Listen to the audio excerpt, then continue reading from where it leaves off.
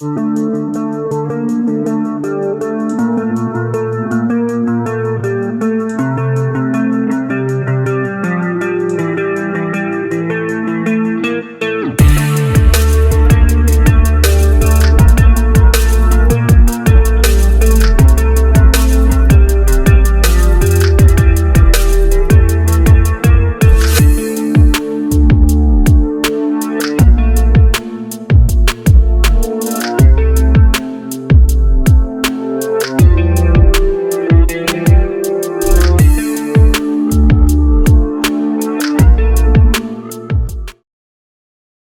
everybody, welcome to Late Horror Show. I'm Dino. What's going on? This is the history of old-time radio shows in bits and pieces. So hopefully you enjoy this. If you see me swapping at things, there's little gnat flies from the plants. You got to get rid of them, man. You know what I'm saying? Anyways, history of old-time radio shows. Tonight we are doing Inner Sanctum Mysteries, a horror anthology. Broadcast, who we all love Raymond, right? I think he was the staple in this series. Broadcast history was from January 7th, 1941 through October 5th, 1952. The hosts, Raymond Edward Johnson until May 22nd, 1945. Paul McGrath beginning September 28, 1945. Also, House Jameson. The cast, film stars known for the macabre, Boris Karloff, Peter Lorre, etc. in lead roles. Circa 1941, 1942. New York radio performers in subsequent leads and in support. Richard Widmark, Larry Haynes, Everett Sloan, Leslie Woods, Ann Seymour, Stefan Schnabel, Arnold Moss, etc. The announcers were Ed Herlihy for Carter's Pills, Dwight Weist for Bromo Seltzer, Alan C. Anthony for Mars Candy. Some good sponsors right there for Inner Sanctum Mysteries, right? Creator, producer, director, Hyman Brown. Writers were Milton Lewis, John Robert, Robert Sloan, Robert Newman, Harry and Gail Ingram, Sigmund Miller, etc. Sound effects, Keene, Crockett, Harold Johnson Jr. for ABC, and Jack Amrahine, Bobby Prescott for CBS. Hyman Brown would tell the story years later. In a studio where he once worked, the door to the basement gave off an ungodly creak when everyone and anyone opened it. One day it occurred to him he would make that door a star. What a story, right? It was a classic moment in radio broadcasting.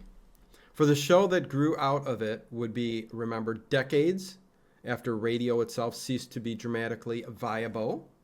The campy horrors of Inner Sanctum Mysteries began and ended with the creaking door.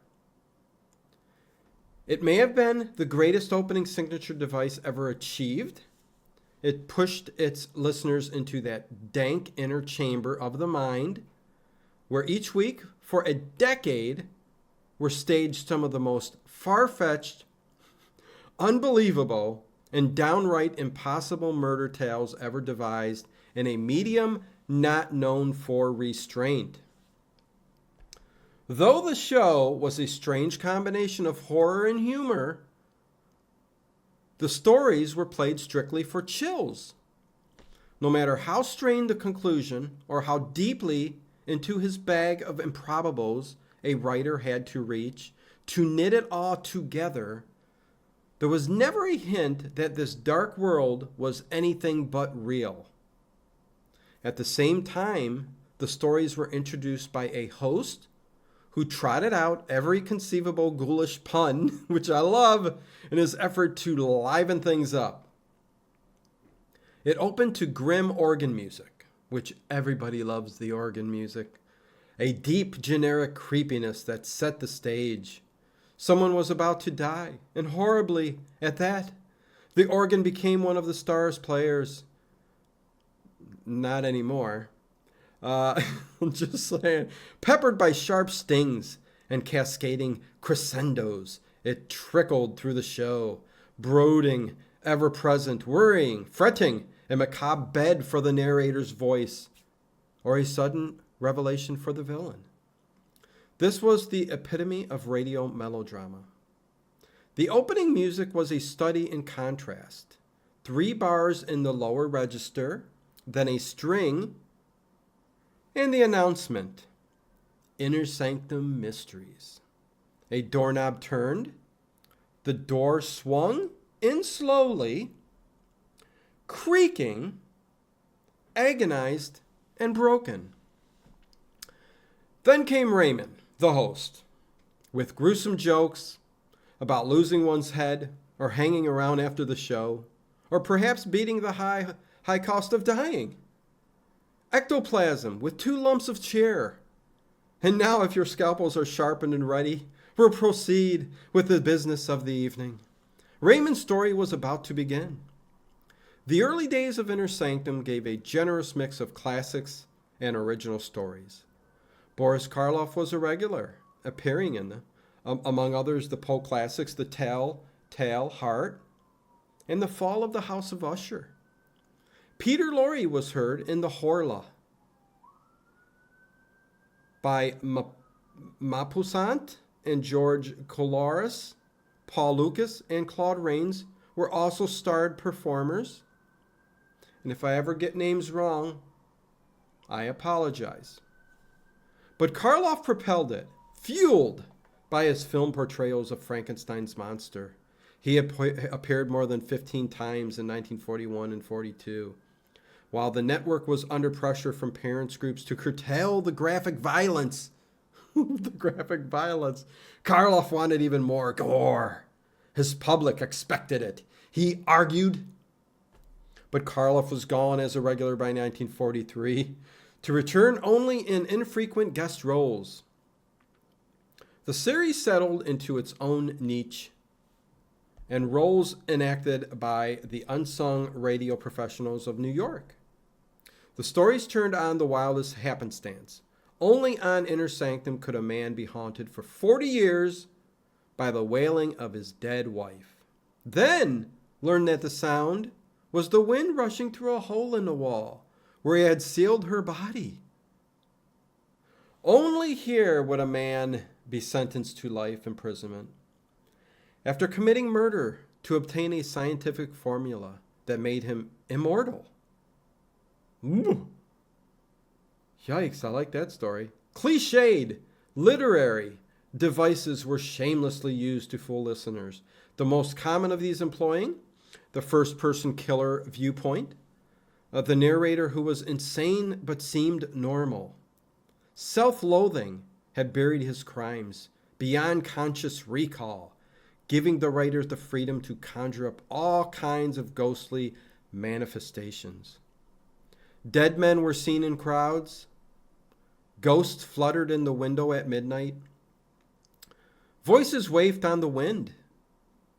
Without benefit of the guilty knowledge, the listener was recruited as the killer's sidekick. The listener then saw that the ghost heard that wail, got that chilling call from a long-dead spouse, and the fear of the killer narrator became the listener's lullaby. At the end, the host returned for the body count. The body count! Everybody dead but the cat. And we only overlooked him because we couldn't find him. And now it's time to close that squeaking door. Good night. Pleasant dreams. And the agonized squeak reversed, and the door slammed shut. Raymond Edward Johnson used his first name as host. Paul McGrath, who followed in 1945, had a lighter, brighter demeanor, losing a bit of Johnson's underlying menace. Though the series took its name from and promoted Simon & Schuster's Inner Sanctum line of mystery novels, the radio stories were mostly originals. More than 100 shows are available, valued today as high campiness. So there you go.